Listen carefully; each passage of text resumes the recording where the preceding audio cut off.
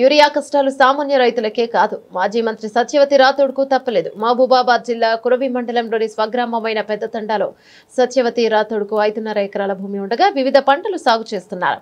నెల రోజులుగా యూరియా దొరక్కపోవడంతో మాజీ మంత్రి గుండ్రాతి మడుగు సొసైటీ వద్దకు వచ్చి కూపన్ కోసం మహిళా రైతులతో కలిసి లైన్లో నిలబడ్డారు. గంట పాటు వేచి ఉన్న తర్వాత అధికారులు ఒక యూరియా బస్తాకు కూపన్ ఇచ్చారు. తర్వాత మరో లైన్ నిలబడి యూరియా బస్తాను తీసుకున్నారు. ఒక్క బస్తా కోసం రైతు పడే కష్టాన్ని స్వయంగా సత్యవతి రాథోడ్ అనుభవించారు.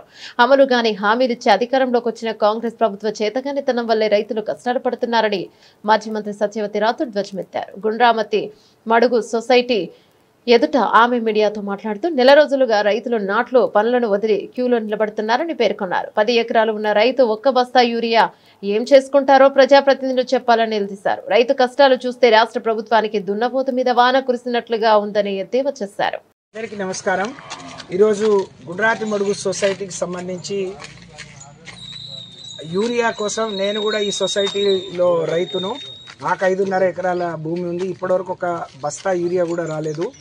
అనేక సార్లు మా ఇంట్లో వాళ్ళని పంపించినా మా అల్లుడు పోయినా ఇయ్యలేని పరిస్థితి ఉంటే స్వయంగా నేనే వెళ్ళి నిజంగా ఇంత కష్టం ఉందా అని చూడటం జరిగింది. ఎంత సిగ్గుచేటు అంటే గడిచిన నెల రోజులుగా రాష్ట్రంలో రైతు వ్యవసాయాన్ని వదిలేసి నాట్లు పెట్టడం వదిలేసి యూరియా కోసం వారాల తరబడి క్యూలో ఉంటున్నారు.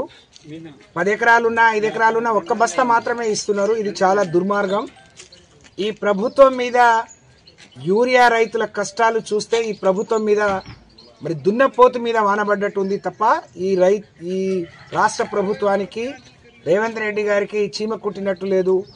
మరి ఎంత అధ్వానమైన పరిస్థితి, ఎంతమంది కొట్టుకుంటున్నారు. ఎప్పుడు లేని కొత్త పరిస్థితిని 10 ఏళ్లలో ఒక్కరోజు ఒక్క రైతు రోడ్డు ఎక్కని పరిస్థితి నుంచి ఈరోజు 500-600 పెడితే కూలీలు రావట్లేరు.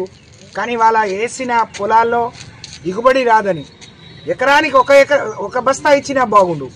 కానీ 10 ఎకరాలు 5 ఎకరాలకు కూడా ఒక బస్తా, నేను ఇవాళ వెళ్తే 5.5 ఎకరాలకు కూడా ఒక బస్తా ఇస్తామని చెప్పారు. నేను నా కోసం రాలేదు, అందరి కోసం వచ్చినా అని చెప్పినా. అక్కడ చూస్తే పరిస్థితి చాలా దయనీయంగా ఉంది.